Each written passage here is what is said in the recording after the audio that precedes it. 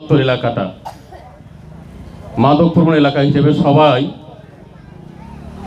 একটু হলে ইগনোর করেন, কিন্তু সেই এলাকা থেকে কিছু যুবক ছেলে পেলে যখন আমাদের কাজকর্মের সাথে একাত্মতা ঘোষণা করে বের হয়ে এসেছে, আমি এদেরকে স্বাগত জানাই। যে আমি চাচ্ছিলাম, আপনারা জানেন যে আমি প্রতি মুহূর্তে এই পুরা রেল স্টেশন এলাকা এই প্রান্ত থেকে সেই একেবারে ধরা কবর এবং সেই 50 পর্যন্ত আমি বারবার ব্লক রেট দিতাম, বারবার ব্লক রেট দিই।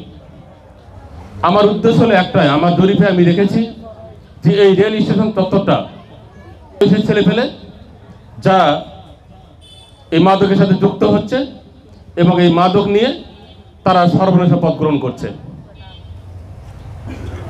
বড় দুঃখের বিষয়, সেখানে আমরা সাধারণ জনগণের কাছে যখন কোনো সাহায্য সহযোগিতা কামনা করি তখন দেখা যায় তারা সাহায্য সহযোগিতা করতে ভয় পায়। কারণ এই যে ইতিপূর্বে আমরা শুনেছি মাদক ব্যবসায়ী তারা সাহসী বেশি। কিন্তু আমি আপনাদেরকে একটা কথা বলি, যারা অপরাধী তারা সবসময়ের জন্য দুর্বল, তারা সর্বক্ষেত্রেই দুর্বল। সে যে প্রকারেরই অপরাধী হোক না কেন, মাদক ব্যবসায়ী একজন কঠোর অপরাধী এবং মাদক ব্যবসায়ী একজন সমাজের শত্রু, দেশের শত্রু, পরিবারের শত্রু।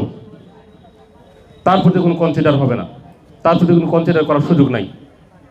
আমরা মাদকের সঙ্গে কাজ করতে গিয়ে বিভিন্ন সময়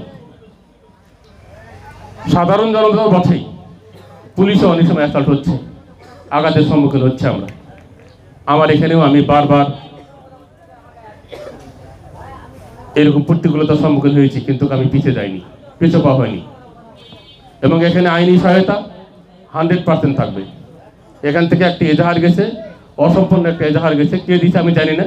তাকে আমার অফিস থেকে ফোন করা হয়েছে, যে দেশেন আমি তাকে বলবো যে দয়া করে অফিসে গিয়ে এজাহারটা সংশোধন করে দিয়ে আসবেন, আপনার মামলা হয়ে যাবে। চুল পরিমাণও কোনো ইয়ে হবে না। আপনাকে ফোন করা হচ্ছে, আপনি যাচ্ছেন না, কে এজাহার দিচ্ছেন আমি জানি না। এখানে আইনি সহায়তা শুধু না, আইন তো থাকবেই, পাশাপাশি আমরা আপনাদের সাথে সশরীরে উপস্থিত থাকবো।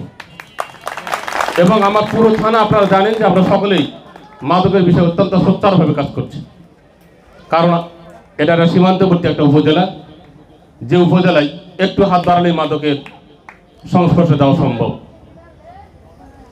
এজন্য এই মাদকের ভয়াবহতায় এই এলাকায় সর্বপ্রথম মাদক প্রতিরোধ করতে গেলে আমি মনে করি প্রথম যেটা দরকার, আমাদের কতিপয় ছেলেরা এখান থেকে বের হয়ে এসে তারা অনুভব করেছেন, তাদের হৃদয়ে একটা অনুভব এসেছে যে আসলে আমরা শুধু একা একা কাজ করলে হবে না, এখানে জনগণের মধ্যে আমাদেরকে এই সচেতনতা তৈরি করতে হবে। তারই ফলশ্রুতিতে আজকে কয়েকদিন কাজ করে তারা কিন্তু বুঝে গেছেন যে এখানে জনগণকে সম্পৃক্ত করতে হবে, এবং তারই ফলশ্রুতিতে আজকে আমরা এখানে কিন্তু একত্রিত হয়েছি।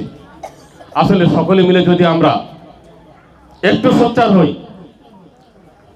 সোচ্চার হই তাহলে আমরা মাদককে কিন্তু কন্ট্রোল করতে পারবো।